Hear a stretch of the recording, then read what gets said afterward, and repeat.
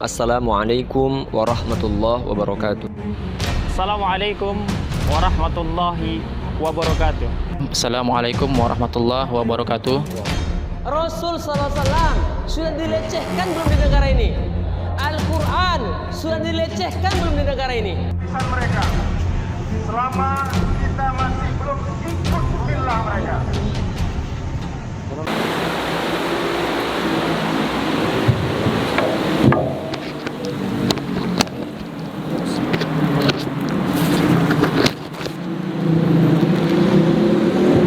Bismillahirrahmanirrahim.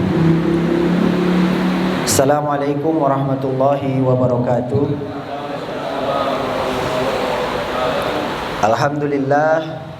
Alhamdulillahilladzi hadana li hadza wa ma kunna linahtadiya laula an hadanallah. Asyhadu an la ilaha illallah wa asyhadu anna Muhammadan abduhu wa rasuluh khataman nabiyyin alladzi la nabiyya ba'dah. Qala Allah Ta'ala fil Qur'anil Karim, a'udzu billahi minasyaitonir rajim. Bismillahirrahmanirrahim. Yuriduna liyutfi'u nurallahi biafwahihim wallahu mutimmu nurihi walau karihal musyrikun walau karihal kafirun. Walladzi arsala rasulahu bil huda wa dinil haqq liyutsirahu 'alad dini kullihi walau karihal musyrikun.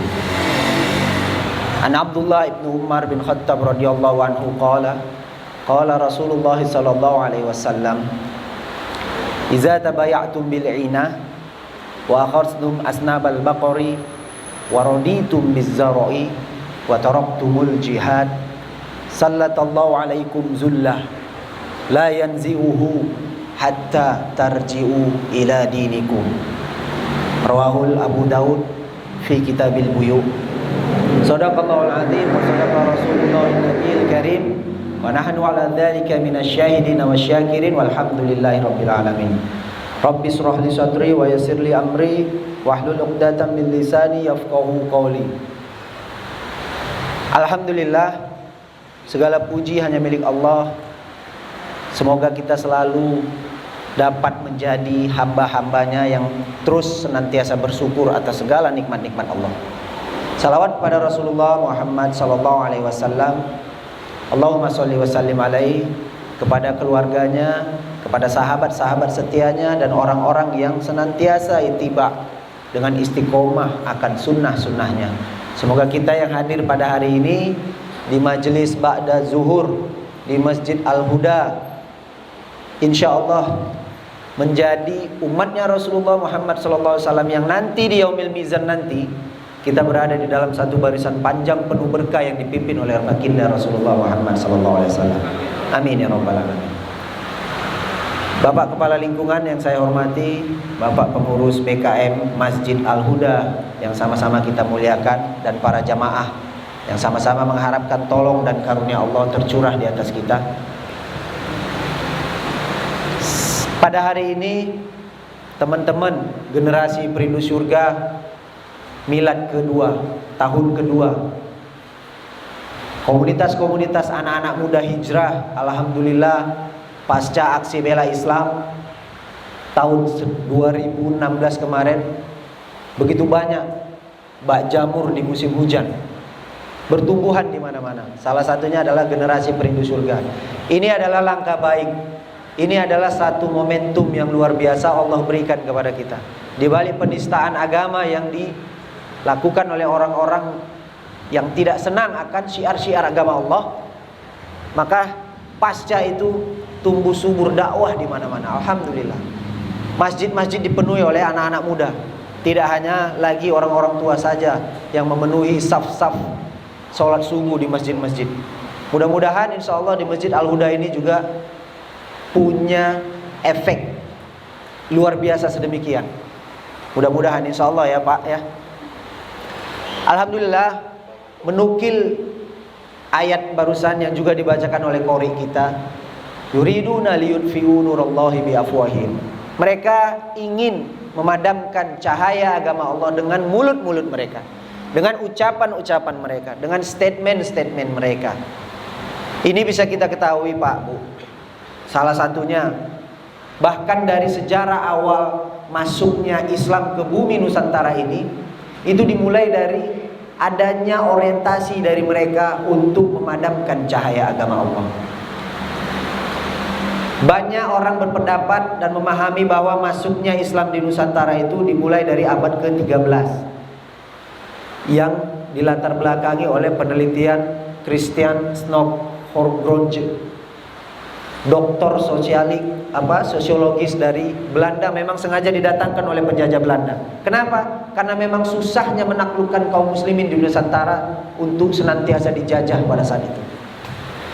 Dia datangkan, dia urus kedatangan Snokhorgrondje ini untuk mengkaji bagaimana sisi lemahnya kaum muslimin. Ternyata dia membuat kajian. Setidaknya ada dua hal. Pertama, kajiannya dia harus menjauhkan kaum muslimin ini dari ajarannya. Caranya seperti apa? Dengan memberikan rasa ketidakpercayaan dirinya kaum muslimin terhadap apa yang ia yakini, terhadap apa yang mesti ia itikadkan di dalam hati. Menurut Snokhorgrondje ini, Islam masuk ke Indonesia atau ke Nusantara, karena dulu belum ada bahasa Indonesia ya Pak ya, belum ada Indonesia. Itu di abad ke-13. Melalui apa? Melalui pedagang-pedagang dari India, Gujarat, India. Dia mau mencoba memutus mata rantai antara Arab Saudi yang menjadi epicentrum kebangkitan Islam dan Nusantara di abad ke-13. Padahal tercatat dalam sejarah, Zumardi Azra itu pernah menulis bahwa Raja Sriwijaya pernah menulis surat kepada Raja Muawiyah radhiyallahu anhu. Dia sebut di situ Raja Muawiyah, rajanya orang-orang Islam. Karena Muawiyah adalah khalifah setelah Hussein radhiyallahu anhu. Dia tulis seperti ini, dari Raja Al-Hind yang kerajaannya, yang kandang kerajaannya, kandang besar kandangnya itu memiliki 1000 gajah.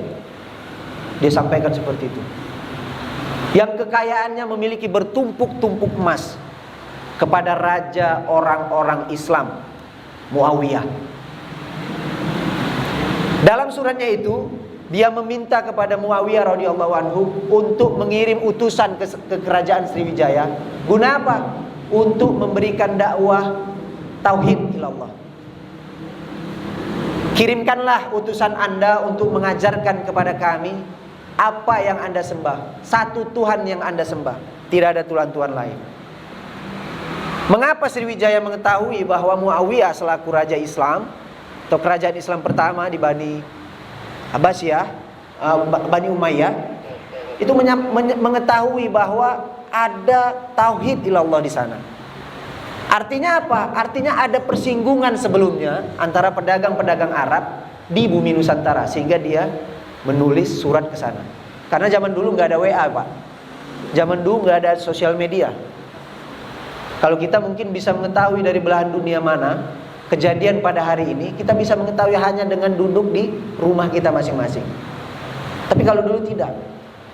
Karena adanya persinggungan dagang antara pedagang-pedagang Arab dengan pedagang-pedagang Indonesia, maka hal itu terjadi. Tulisan surat diplomasi itu terjadi. Ini membuktikan apa? Lemahnya teori Christian Snokhorgrondje yang menyatakan bahwa Islam masuk di abad ke-13. Ternyata Islam masuk ke bumi Nusantara itu di awal-awal berdirinya Islam, yaitu di zaman para sahabat. Karena Haji Abdul Malik Karim Amrullah, atau yang kita kenal dengan Buya Hamka, itu dalam satu diskusi tentang masuknya Islam ke bumi Nusantara ini di Medan pada tahun 1963, beliau mengutip salah satu berita Cina dari dinasti Tang. Berita Cina dari dinasti Tang itu menyatakan bahwa ada utusan dari Khalifatul Rasidin, yaitu Utsman bin Affan, kepada Raja Kalingga di Jawa. Ada utusan yang dikirimkan oleh khalifah pada saat itu. Ini membuktikan bahwa persinggungan dunia Islam sampai ke bumi Nusantara itu adalah di awal-awal sekali peradaban Islam itu dibangun. Maka ini sebenarnya tesis kedokteran ini patut diduga adalah sebagaimana upaya makar dari mereka untuk menghapus cahaya agama Allah. Yuriduna liyutfi'u nurallahi biafwahihim. Allah balas, wallahu mutimmu nurihi walau karihal kafirun. Tetapi Allah bahkan hendak menyempurnakan cahaya agamanya walaupun orang-orang kafir tidak menyukainya. Itu poin pertama dari tesis yang dikeluarkan oleh Christian Snokkhorjon. Yang kedua, dia menyatakan bahwa ada bahaya pesta Mekah, perayaan Mekah dia sebut. Perayaan Mekah yang dimaksud ini adalah perayaan Idul Adha, atau hari di mana berkumpulnya dari belahan dunia manapun menuju ke Mekah, ke Baitullah untuk melaksanakan ibadah haji. Dia anggap ini bahaya.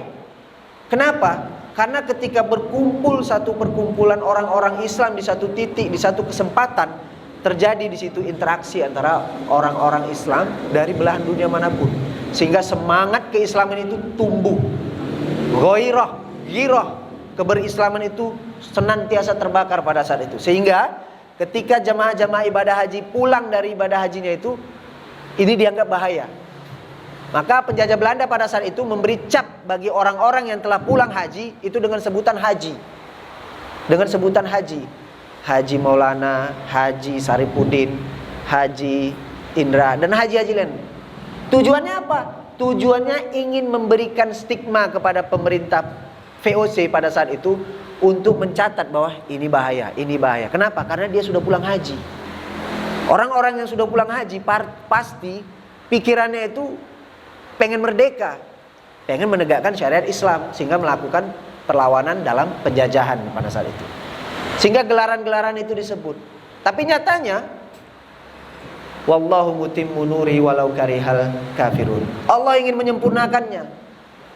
Di balik sematan haji kepada orang-orang yang baru pulang dari Baitullah itu, ternyata mempunyai sisi positif bagi umat.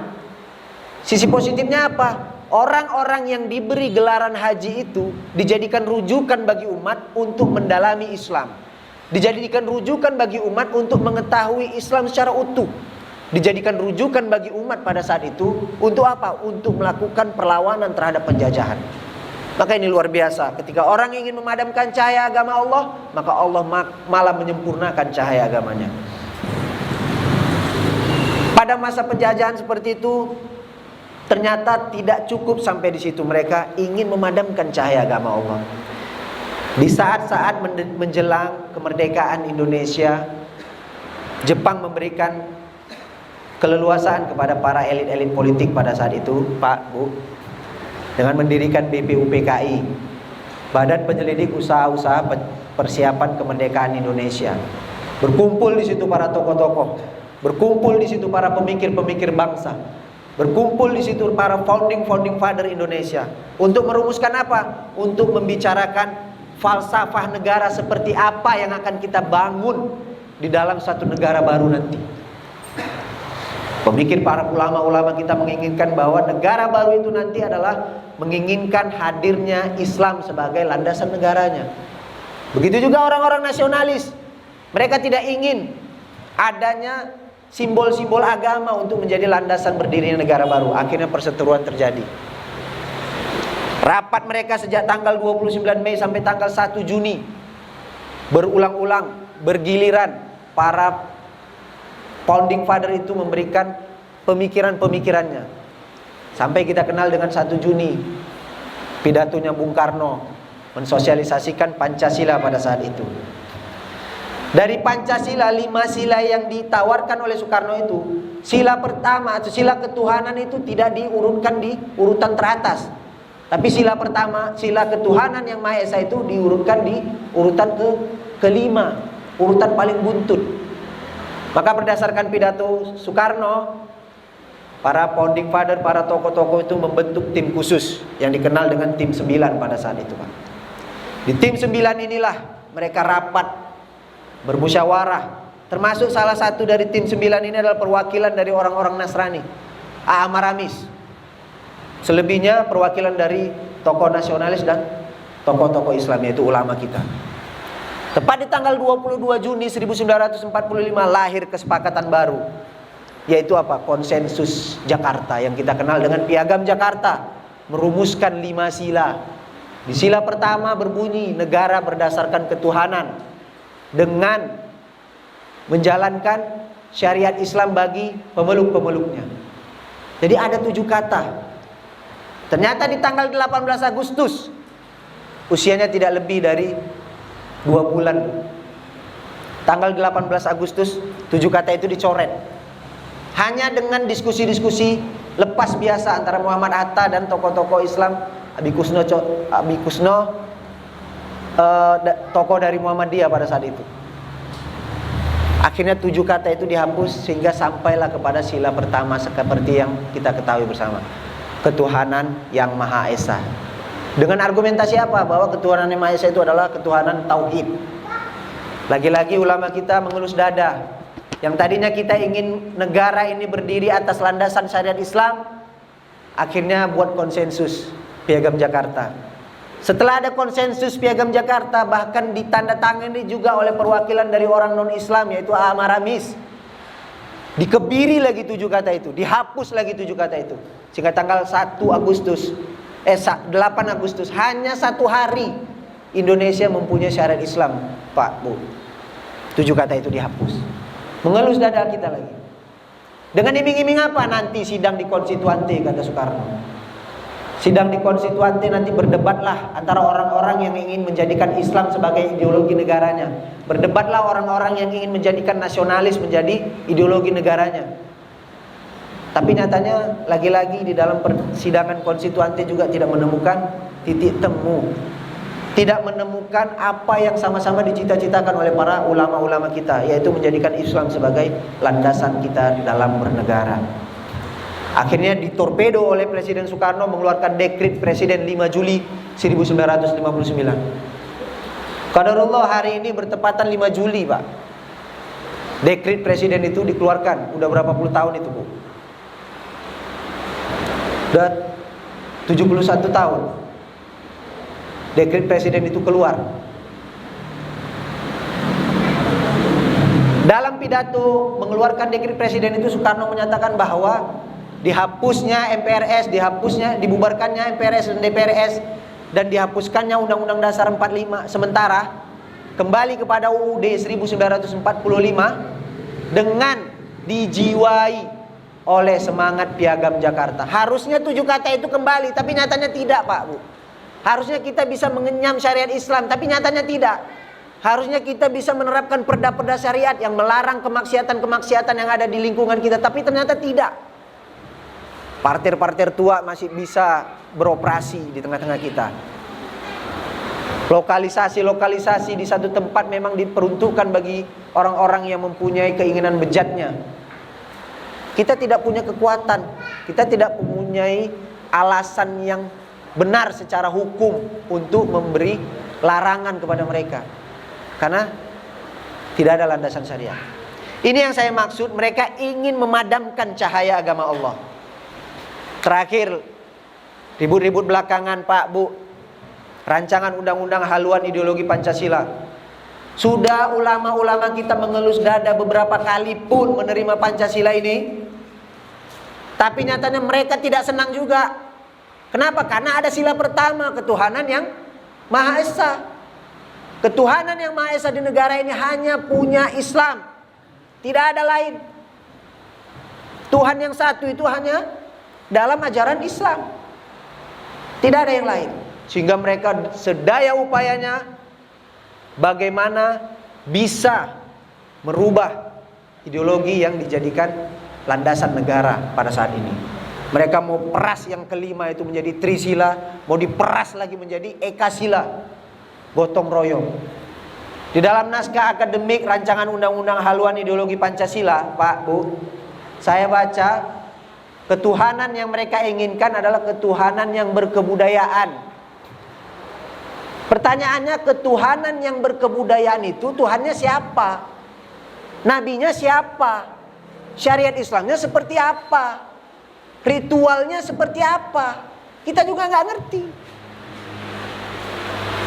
Kalau berbicara budaya di Indonesia ini, dari Sabang sampai Merauke, ada berapa budaya yang ada, Bu? Ada ratusan budaya, Bu. Ada ratusan budaya yang ada di Indonesia. Lantas budaya siapa yang mau kita pakai dalam terminologi ketuhanan berkebudayaan seperti ini? Maka ini menjadi absurd. Mereka mau coba peras lagi menjadi gotong royong. Semuanya kita gotong royong. Mau ngapa-ngapain gotong royong. Mau bermaksiat gotong royong. Mau berbuat kemungkaran gotong royong. Mau berbuat kebajikan gotong royong. Ini bentuk talbis kalau menurut saya. Bentuk pencampur adukan antara yang hak dan yang batil. Maka kita harus mempunyai statement. Kita harus lawan apa yang menyalahi akidah kita. Kenapa? Kalau ini dibiarkan, kita tidak bisa pastikan Islam ini akan tetap hadir di bumi Nusantara ini, Pak Bu. Kita tidak bisa garansi bahwa anak-anak kita itu masih tetap melakukan sujud di masjid-masjid. Kita tidak bisa garansi bahwa kumandang azan itu tetap bisa bersuara satu hari itu 5 kali. Belum bisa kita jamin. Bapak tahu Spanyol, Bu? Pak? Bapak tahu negeri Spanyol, Pak? Bu? Pernah ke Spanyol, Bu? Enggak. Tahu Spanyol? Tahu ada negeri namanya Spanyol? Tahu. Kalau ketika disebut Spanyol, apa yang tergambar dalam pikiran Bapak dan Ibu sekalian? Ya? Ya, Pak? Bola. Real Madrid, berarti pecinta bola, Pak ya? Real Madrid, Barcelona, lain-lain lah itu. Sevilla dan yang lain, Pak ya. Apalagi, Bu? Spanyol. Matador yang membunuh banteng, ya kan? Walaupun klisenya coba juga dibunuh banteng di sini nih harusnya, supaya nggak ngeruduk kemana-mana gitu. Kenapa nggak ada kepikiran sama kita bahwa Spanyol itu pernah hadir 4 abad kerajaan Islam pada saat itu? Islam pernah menguasai bumi Andalusia, Pak Bu. Cordova, Andalusia itu pernah dikuasai oleh Islam. Syariat Islam pernah berlaku di bumi Andalusia.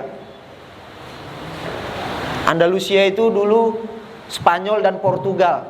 Sekarang Spanyol negara lain, Portugal negara lain. Dulu bersatu menjadi kekuasaan, menjadi kesultanan Islam pada saat itu, Bu.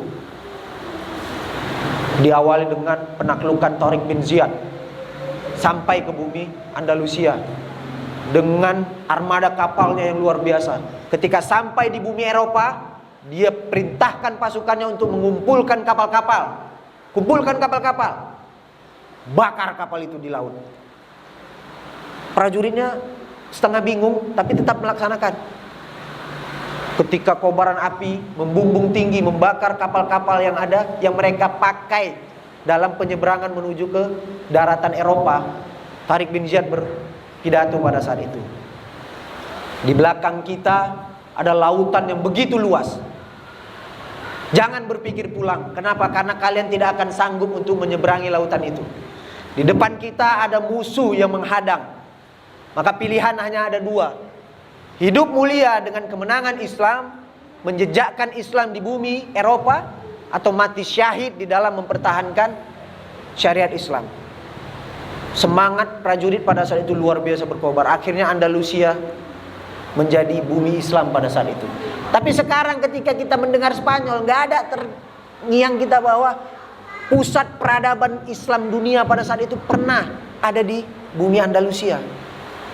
Jadi tidak menutup kemungkinan, Pak, Bu, berapa persen kaum muslimin di Indonesia ini? 80%, 84% populasi kaum muslimin di Indonesia. Tidak menjamin bahwa Islam itu akan tetap hadir di bumi Nusantara ini. Kalau kita hanya sekedar melaksanakan ibadah-ibadah mahdo saja, ibadah-ibadah ritual saja, tanpa ada wujud perlawanan kita terhadap kezoliman-kezoliman, terhadap penistaan-penistaan yang disematkan kepada apa yang kita yakini, yang disematkan kepada apa yang semestinya kita sucikan.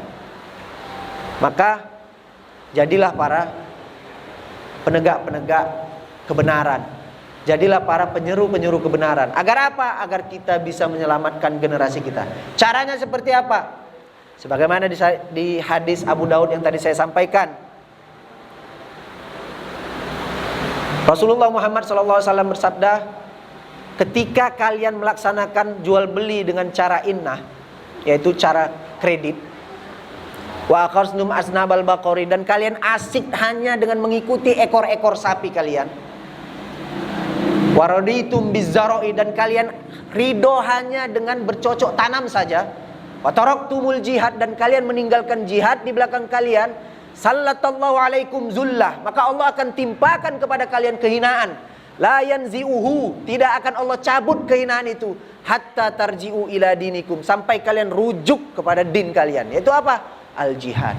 Karena jihad adalah puncaknya ibadah, karena jihad adalah penjaga daripada agama.